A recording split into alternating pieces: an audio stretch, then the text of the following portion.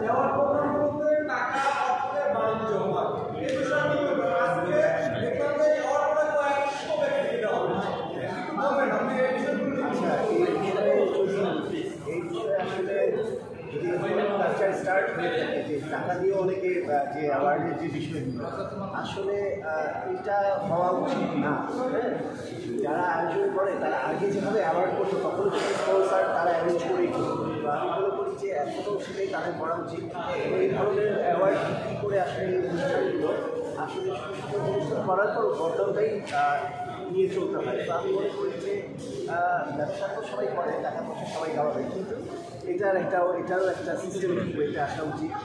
টাকা দিলে বলেই যাকে তাকে অ্যাওয়ার্ডটা না দেওয়া হোক, এবং অ্যাওয়ার্ড বিক্রি করতে গেলে আসলে যারা প্রপার ওয়েতে পাচ্ছে, যারা শিল্পী বা গুণীরা যারা পাচ্ছে তারাও কনফিউশনে বা লজ্জায় করে যায়। তাহলে কি মানুষ ভাবছে যে আমি একটু টাকা দিয়ে দিয়েছি, এই বিষয়গুলো তখন অ্যাওয়ার্ড দিতে ইচ্ছে করে না, সত্যি কথা যেটা।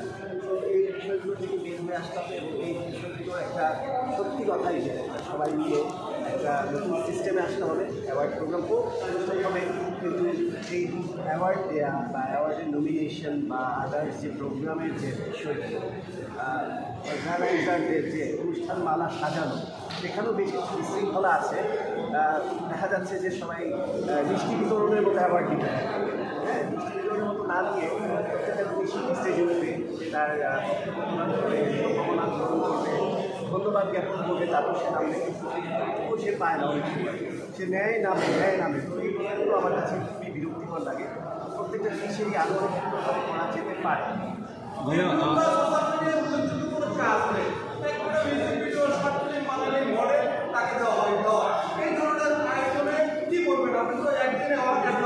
আসলে আয়োজনটা তো আমি করি না, আর অ্যাওয়ার্ড অনুষ্ঠানগুলো আমার না। অ্যাওয়ার্ডগুলোতে হয়তো বা আমি কমন পেই, কিন্তু অ্যাওয়ার্ডগুলো আমি আয়োজন করি এবং অ্যাওয়ার্ডগুলো আমার দায়িত্বে পড়ে না, কিংবা কাকে দিচ্ছে জানি না। তারা একটা দুটো মিউজিক ভিডিও বা একটা দুটো অনেক করে মডেল করছে, নোংরা কালচারটাকে প্রেজেন্ট করছে। আমার মনে হয় এই ব্যাপারগুলো অর্গানাইজারদের খুবই শক্ত হাতে এখন দেখার সময় হয়ে এসেছে। হয়তো খুব দ্রুত আমাদের এই অনুষ্ঠানগুলো দেখলো যে আমরা বন্ধ হয়ে গেছে, অনুষ্ঠানটা আমি করতে পারছি। আচ্ছা, অনেকেই অনেক কষ্ট করে অ্যাক্টিং করে, ঠিক আছে, যারা যোগ্যতা সম্পন্ন ব্যক্তি তারা কি অ্যাওয়ার্ড পাচ্ছে? আপনার কি মনে হয়? অনেক ক্ষেত্রে পাচ্ছে, অনেক ক্ষেত্রে পাচ্ছে।